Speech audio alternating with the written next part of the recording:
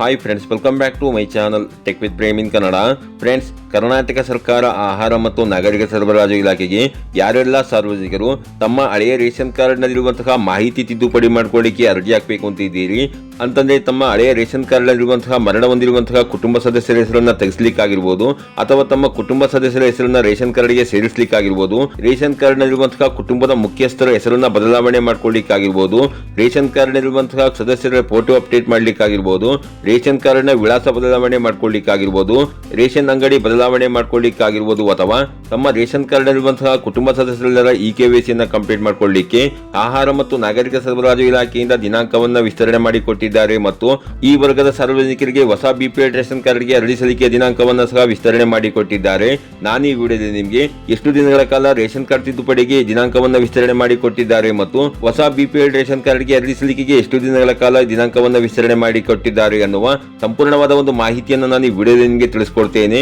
ಅದಕ್ಕಿಂತ ಮುಂಚೆ ನೀವೇನಾದರೂ ನಮ್ಮ ಚಾನಲ್ಗೆ ಹೊಸಬರಾಗಿದ್ರೆ ನಮ್ಮ ಚಾನಲ್ನ ಸಬ್ಸ್ಕ್ರೈಬ್ ಮಾಡಿಕೊಂಡು ಬೆಲ್ ಐಕಾನ್ನ ಕ್ಲಿಕ್ ಮಾಡ್ಕೊಳ್ಳಿ ಫ್ರೆಂಡ್ಸ್. ನಾವು ಹಾಕೋ ಮುಂದಿನ ವಿಡಿಯೋದ ನೋಟಿಫಿಕೇಶನ್ ನಿಮಗೆ ಆ ತಕ್ಷಣ ಬಂದು ಸಿಗುತ್ತೆ ಫ್ರೆಂಡ್ಸ್. ಹೌದು ಫ್ರೆಂಡ್ಸ್, ಕರ್ನಾಟಕ ಸರ್ಕಾರ ಆಹಾರ ಮತ್ತು ನಾಗರಿಕ ಸರಬರಾಜು ಇಲಾಖೆಯಿಂದ ರೇಷನ್ ಕಾರ್ಡ್ ತಿದ್ದುಪಡಿ ಮಾಡಿಕೊಳ್ಳಿಕ್ಕೆ ಅವಕಾಶನ ಮುಂದೂಡಿಕೆ ಮಾಡಿಕೊಟ್ಟಿರ್ತಾರೆ. ಯಾರೆಲ್ಲ ತಮ್ಮ ರೇಷನ್ ಕಾರ್ಡ್ ನಲ್ಲಿರುವಂತಹ ಮಾಹಿತಿ ತಿದ್ದುಪಡಿ ಮಾಡಿಕೊಳ್ಳಿಕ್ಕೆ ಅರ್ಜಿ ಹಾಕಬೇಕು ಅಂತಿದ್ದೀರಿ ಅಂತವರು ತಮ್ಮ ತಿದ್ದುಪಡಿಗೆ ಬೇಕಾಗಿರುವ ದಾಖಲೆಗಳನ್ನ ತಗೊಂಡು ನೀವು ನಿಮ್ಮ ಹತ್ತಿರದ ಕರ್ನಾಟಕ ಒನ್ ಅಥವಾ ಬೆಂಗಳೂರು ಒನ್ ಅಥವಾ ಗ್ರಾಮ ಒನ್ ಸೆಂಟರ್ಗಳಲ್ಲಿ ನೀವು 4/10/2025 ಅಂತಂದ್ರೆ ಇವತ್ತಿನಿಂದ 31/3/2026 ಅಂತಂದ್ರೆ 5 ತಿಂಗಳ ಕಾಲ ಬೆಳಿಗ್ಗೆ 10 ಗಂಟೆಯಿಂದ ಸಂಜೆ 5 ಗಂಟೆಯ ಒಳಗೆ ತಮ್ಮ ರೇಷನ್ ಕಾರ್ಡ್ ನಲ್ಲಿರುವಂತಹ ಮಾಹಿತಿ ತಿದ್ದುಪಡಿ ಮಾಡಿಕೊಳ್ಳಿಕ್ಕೆ ಅರ್ಜಿನ ಹಾಕಬಹುದಾಗಿರುತ್ತೆ ಫ್ರೆಂಡ್ಸ್. ಹಾಗೆ ನೀವು ಹೊಸ ರೇಷನ್ ಕಾರ್ಡ್ಗೆ ಯಾರೆಲ್ಲ ಅರ್ಜಿ ಸಲ್ಲಿಸಬೇಕು ಅಂತಿದ್ದೀರಿ ಸಾರ್ವಜನಿಕರು ಅಂತವರಿಗೆ ಸದ್ಯಕ್ಕೆ ಹೊಸ ಜನರಲ್ ಬಿಪಿಎಲ್ ರೇಷನ್ ಕಾರ್ಡ್ಗೆ ಅರ್ಜಿ ಸಲ್ಲಿಕೆಗೆ ಅವಕಾಶನ ಮಾಡಿಕೊಟ್ಟಿರೋದಿಲ್ಲ.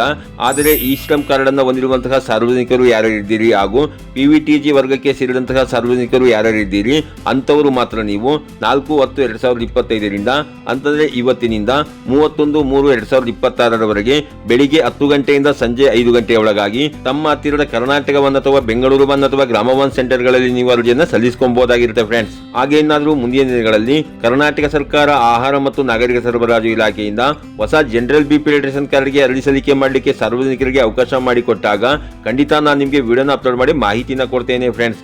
ಇದಾಗಿತ್ತು ಇವತ್ತಿನ ಮಾಹಿತಿ. ಈ ಮಾಹಿತಿ ನಿಮಗೆ ಉಪಯುಕ್ತ ಅನ್ಸಿದ್ರೆ ವಿಡಿಯೋಗೆ ಒಂದು ಲೈಕ್ ಮಾಡಿ, ಕಮೆಂಟ್ ಮಾಡಿ, ಶೇರ್ ಮಾಡಿ.